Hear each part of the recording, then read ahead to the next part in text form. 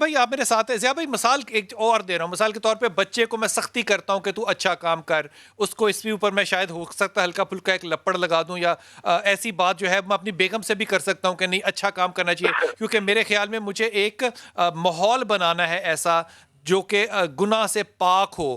تو کیا وہ چیزیں جو میں سختی کے طور پہ استعمال کروں گا وہ گناہ کے زمرے میں آئیں گی یا تربیت کے زمرے میں آئیں گی؟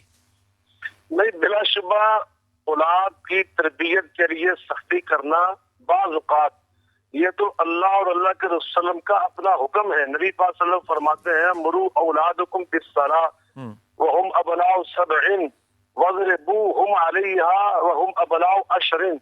فرمایا اگر 7 سال کی عمر کو تمہاری اولاد پہنچ جاتی ہے تو ان کو تلقین کرو نماز پڑھنے کی, اور اگر 10 سال کی عمر میں پہنچ کر وہ سستی اور لاپرواہی برتتے ہیں تو واضربوهم علیہا, تو پھر ان کو مار کر بھی پڑھانا چاہیے. یہ مار اس وقت ان کے لیے پیار ہے کہ فائدے کے لیے, ان کے نفع کے لیے, آئندہ زندگی کی بنیادیں قائم کرنے کے لیے.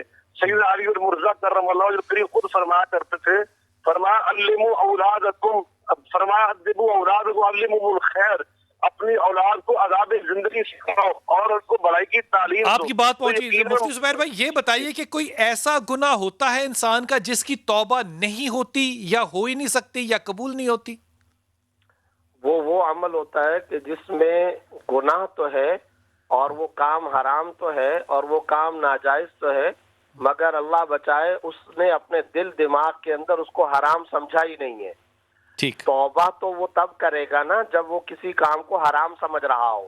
اسی لیے ہم کہا کرتے ہیں کہ اللہ کے ہاں عاجزی, تواضع, انکساری یہ زیادہ محبوب ہے. عبادت کے تکبر کے مقابلے میں ندامت کے آنسو اللہ کو زیادہ محبوب ہوتے ہیں. کیا خوبصورت بات کی. اگر میں ایک چیز کی توبہ کرتا ہوں زبیر بھائی اور وہ گناہ میرے سے بار بار سرزد ہو رہا ہے, بار بار ہو رہا ہے, یہ نہیں ہو رہا لیکن میں ریپیٹیشن میں کر رہا ہوں, تو کیا بار بار توبہ کر سکتا ہوں یا اس کی کوئی لمٹ ہے؟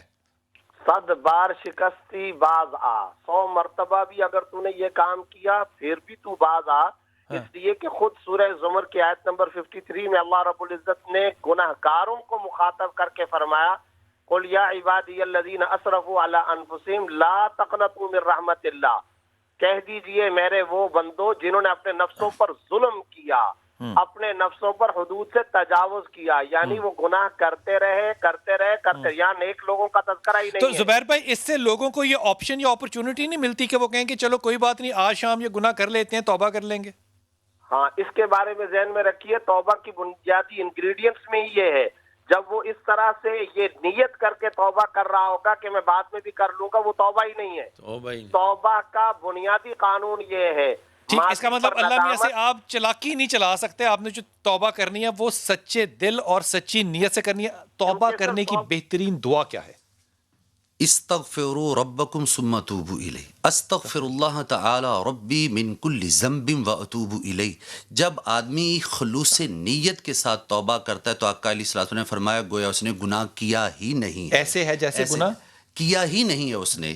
تو اس لیے جب آدمی پکی توبہ کرتا ہے تو اس کا شمار اس نے گناہ کیا ہی نہیں. ایک اور مقام پر آقا علیہ السلام نے ارشاد فرمایا کہ گناہ کب تک ہے, پوچھا گیا تو توبہ کب تک ہے, تو جب تک آ کر موت کا غرغرہ یعنی جان نکالنے کے لیے فرشتہ نہیں آتا اس وقت تک اگر توبہ کرتا رہے تو اللہ پاک توبہ کو قبول کرتا ہے. میں انتہائی ممنون تمام دوستوں کا, بہت آتش ہے وہ بیچ میں رہ گئی, لیکن یہ جو روایت ہے یہ آپ کو میں عاجزی کے ساتھ سنا رہا ہوں کہ وہ جو رسول پاک صلی اللہ علیہ وسلم استغفار کرتے تھے. امام علی کرم اللہ سے پوچھا گیا کہ رسول پاک صلی اللہ علیہ وسلم کس چیز کی استغفار کرتے تھے؟